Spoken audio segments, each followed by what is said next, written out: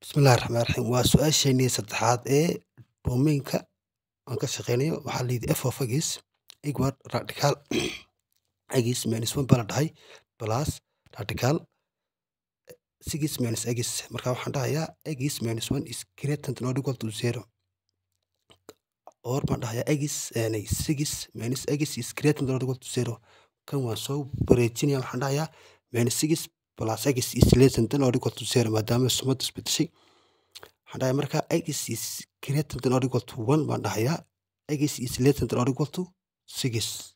Markaas interval notation midna labaduba positive ka kala dhacayaan. Markay saa yihiin positive ka dhacayaan laakiin labaduba waa maxayna waa close way mar haddii or equal to raacdo waxa weeye waa close way buu xidhan yahay. Marka maxaan dhahayaa domainkii la weydiiyey x is element of hal iyo 6 labadoodu waa maxayna way xidhan yihiin. waad fahantaan u malaynaya waa real matters private school. Assalaamu calaykum.